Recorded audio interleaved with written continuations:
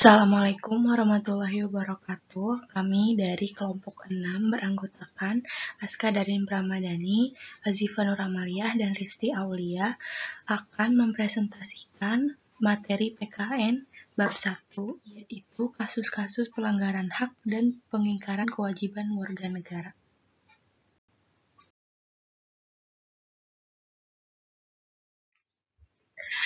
Berikut peta konsepnya. Pertama, ada makna hak dan kewajiban warga negara.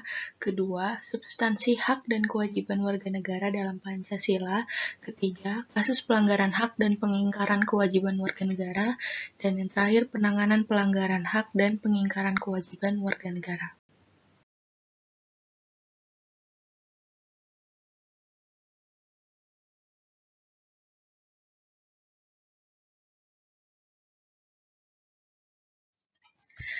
Pembahasan pertama yaitu makna hak dan kewajiban warga negara. Hak warga negara berarti hak yang melekat di dalam diri manusia yang kedudukannya sebagai anggota dari sebuah negara. Hak warga negara terbagi menjadi dua bagian, yaitu hak konstitusional dan hak hukum.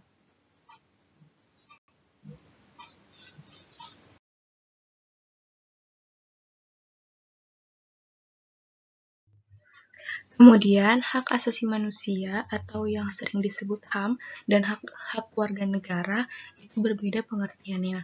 Hak asasi manusia adalah hak yang melekat pada diri setiap pribadi manusia, sedangkan hak warga negara merupakan seperangkat hak yang melekat dalam diri manusia dalam kedudukannya sebagai anggota dari sebuah negara.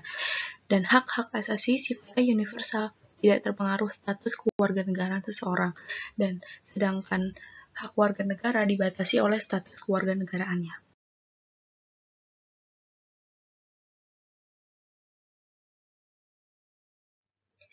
Kemudian, kewajiban warga negara, yang berarti perbuatan yang harus dilakukan oleh warga negara dan diatur dalam perundang-undangan yang berlaku.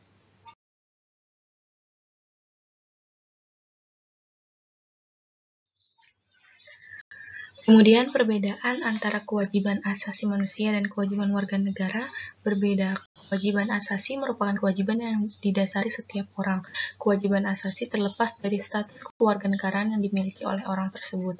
Sedangkan kewajiban warga negara, tindakan atau perbuatan yang dilakukan seorang warga negara diatur dalam perundang-undangan yang berlaku dan dibatasi oleh status kewarganegaraan seseorang.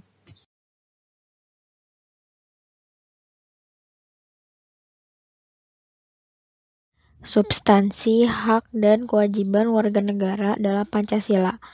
Hak dan kewajiban warga negara dalam nilai dasar-dasar Pancasila.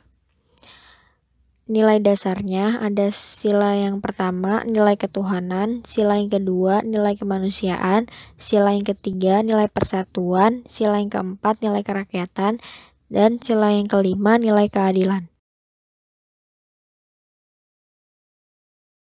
Sila yang pertama menjamin hak warga negara untuk bebas memeluk agama serta melaksanakan ibadah sesuai kepercayaan agamanya. Contohnya, mengembangkan toleransi antar umat beragama menuju terwujudnya kehidupan yang serasi, selaras, dan seimbang. Sila yang kedua, menempatkan hak setiap warga negara pada kedudukan yang sama dalam hukum serta memiliki hak-hak yang sama untuk mendapat jaminan dan perlindungan hukum. Contohnya, mengakui persamaan derajat, hak, dan kewajiban setiap manusia tanpa membeda-bedakan suku, keturunan, agama, jenis kelamin, dan sebagainya.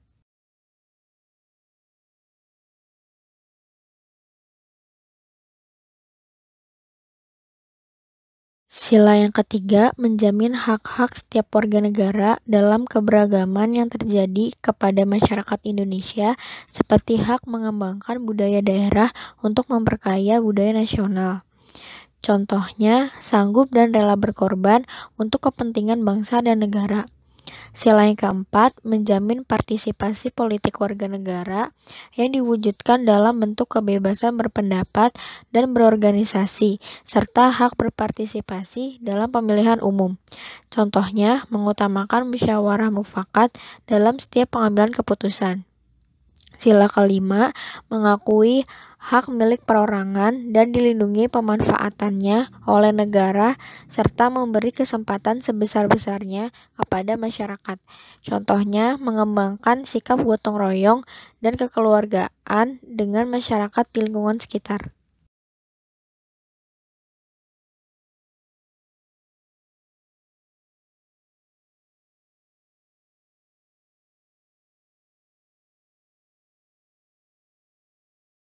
Selanjutnya ada nilai instrumental.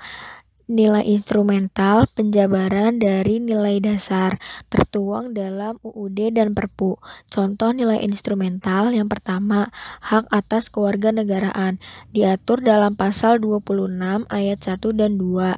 Berdasarkan ketentuan pasal tersebut, yang menjadi warga negara ialah orang-orang bangsa Indonesia asli dan orang-orang bangsa lain yang disahkan dengan UUD sebagai warga negara. Yang kedua, kesamaan kedudukan dalam hukum dan pemerintahan diatur dalam pasal 27 ayat 1, menunjukkan adanya keseimbangan antara hak dan kewajiban dan tidak adanya diskriminasi di antara warga negara mengenai hal ini.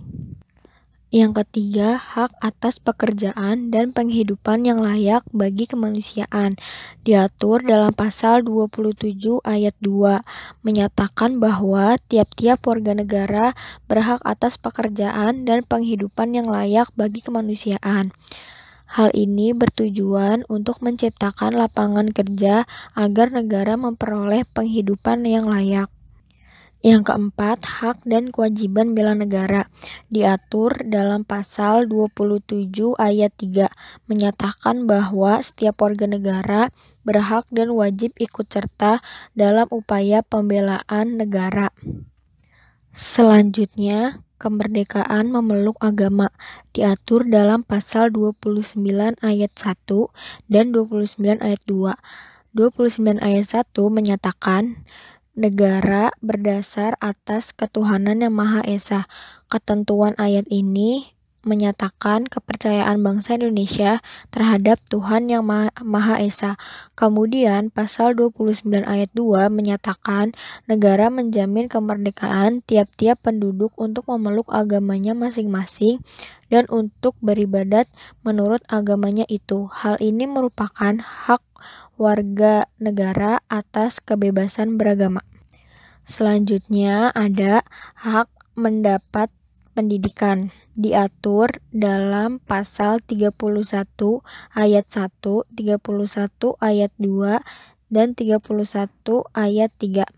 Pasal 31 ayat 1 UUD NRI tahun 1945 menetapkan bahwa setiap warga negara berhak mendapat pendidikan. Ketentuan ini merupakan penegasan hak warga negara untuk mendapat pendidikan. Pasal 31 ayat 2 ditegaskan bahwa setiap warga negara wajib mengikuti pendidikan dasar dan pemerintah wajib membiayai. Pasal ini merupakan penegasan atas kewajiban warga negara untuk mengikuti pendidikan dasar. Pasal 31 ayat 3 UUD NRI tahun 1945 mewajibkan pemerintah mengusahakan dan menyelenggarakan satu sistem pendidikan.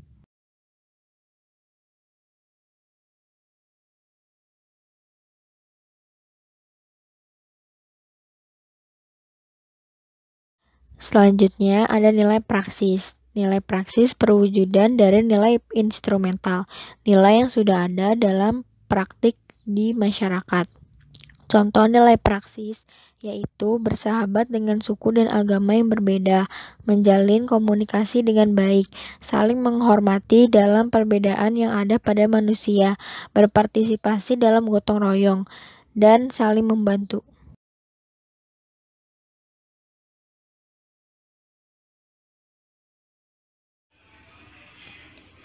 Kasus pelanggaran hak dan pengingkaran kewajiban warga negara.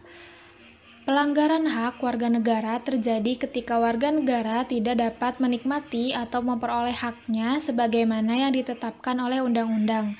Pelanggaran hak warga negara merupakan akibat dari adanya pelalaian atau pengingkaran terhadap kewajiban, baik yang dilakukan oleh pemerintah maupun oleh warga negara sendiri. Kasus pelanggaran hak dan pengingkaran kewajiban warga negara. Pelanggaran hak warga negara terjadi ketika warga negara tidak dapat menikmati atau memperoleh haknya sebagaimana yang ditetapkan oleh undang-undang.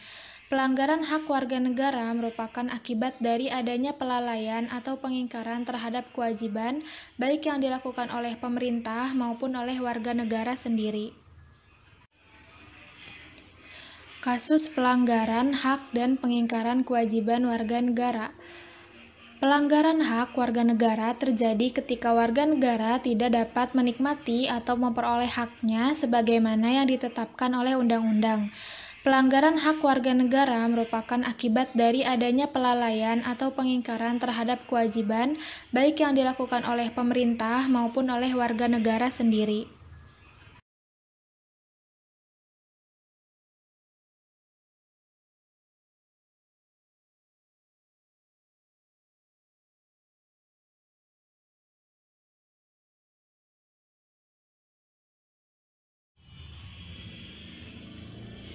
Penyebab terjadinya pelanggaran hak dan pengingkaran kewajiban warga negara.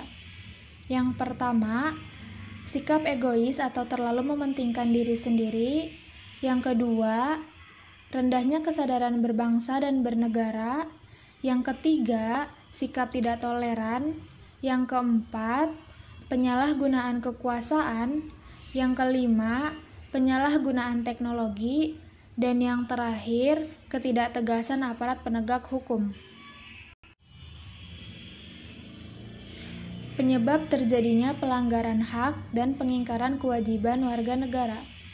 Yang pertama, sikap egois atau terlalu mementingkan diri sendiri. Yang kedua, rendahnya kesadaran berbangsa dan bernegara. Yang ketiga, sikap tidak toleran. Yang keempat, penyalahgunaan kekuasaan. Yang kelima, penyalahgunaan teknologi. Dan yang terakhir, ketidaktegasan aparat penegak hukum.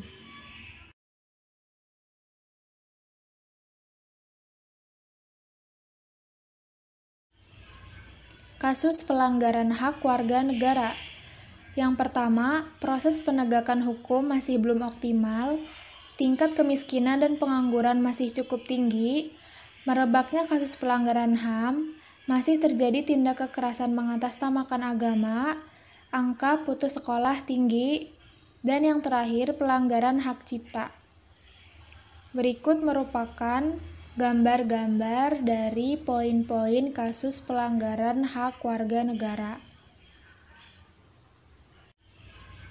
Kasus pelanggaran hak warga negara.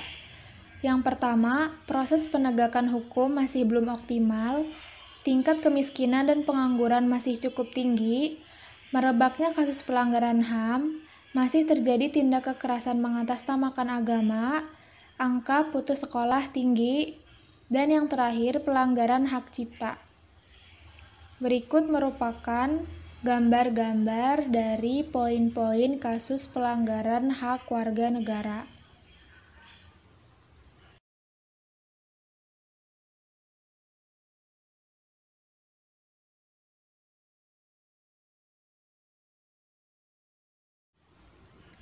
Kasus pengingkaran kewajiban. Yang pertama, membuang sampah sembarangan. Yang kedua, melanggar lalu lintas. Yang ketiga, merusak fasilitas negara. Yang keempat, tidak membayar pajak. Yang kelima, tidak berpartisipasi dalam usaha pertahanan dan keamanan negara. Berikut merupakan contoh gambar dari kasus pengingkaran kewajiban. Kasus pengingkaran kewajiban. Yang pertama, membuang sampah sembarangan. Yang kedua, melanggar lalu lintas. Yang ketiga, merusak fasilitas negara. Yang keempat, tidak membayar pajak. Yang kelima, tidak berpartisipasi dalam usaha pertahanan dan keamanan negara. Berikut merupakan contoh gambar dari kasus pengingkaran kewajiban.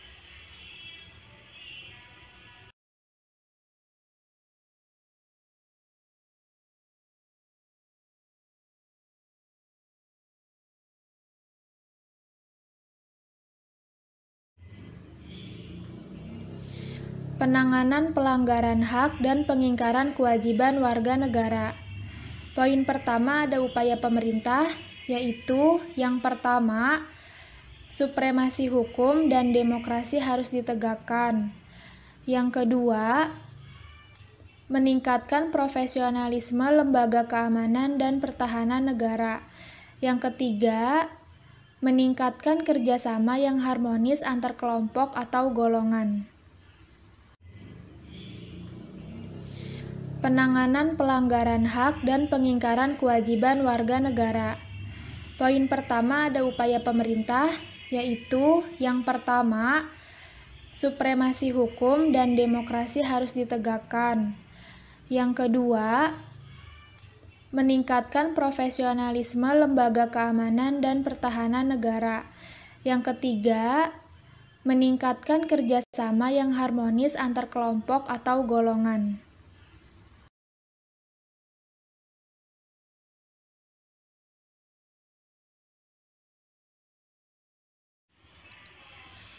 Poin yang kedua, ada partisipasi masyarakat. Sebagai warga negara dari bangsa dan negara yang beradab, sudah sepantasnya sikap dan perilaku kita mencerminkan sosok manusia beradab yang selalu menghormati keberadaan orang lain. Sikap tersebut dapat ditampilkan dalam perilaku di yang pertama, dalam keluarga, yang kedua, dalam masyarakat, dan yang terakhir, dalam sekolah. Poin yang kedua, ada partisipasi masyarakat. Sebagai warga negara dari bangsa dan negara yang beradab, sudah sepantasnya sikap dan perilaku kita mencerminkan sosok manusia beradab yang selalu menghormati keberadaan orang lain. Sikap tersebut dapat ditampilkan dalam perilaku di yang pertama, dalam keluarga, yang kedua, dalam masyarakat, dan yang terakhir, dalam sekolah. Dinas Tenaga Kerja Kota sejak awal Januari lalu melakukan pendataan terhadap 40.000 karyawan di ribuan perusahaan yang ada di Kota Bengkulu. Dari hasil pendataan ini diketahui masih banyak perusahaan yang melanggar Undang-Undang Ketenagakerjaan Nomor 13 Tahun 2003 terkait masa kerja karyawan kontrak. Dari temuan Dinas Tenaga Kerja, didapati puluhan perusahaan masih menggantung masa kerja karyawannya meski sudah melebihi masa kontrak yang diisyaratkan undang-undang yakni selama 3 bulan. Jika mengacu aturan undang-undang, seluruh karyawan kontrak yang melebihi masa 3 bulan kerja tersebut secara otomatis sudah dianggap sebagai karyawan tetap meskipun dalam perusahaan tempat ia bekerja tidak memutuskan status secara resmi. Dari segi pendapatan pun, Disnaker menemukan ratusan karyawan ini masih menerima penghasilan sebagai karyawan kontrak. Karenanya Dinas Tenaga Kerja Kota meminta seluruh perusahaan tersebut untuk memberi ketegasan terhadap status para karyawannya. Kalau tidak dipenuhi secara otomatis, ini kalau bicara karyawannya ya, kalau bicara karyawannya mereka adalah karyawan tetap. Itu dari sisi status karyawannya kalau tidak dipenuhi. Kalau dari sisi ketenaga kerjaan artinya operasionalnya, kita bisa tutup. Tapi tetap saya akan berkoordinasi dengan provinsi dengan pengawas. Ferdi Dwiansah, RBTV melaporkan.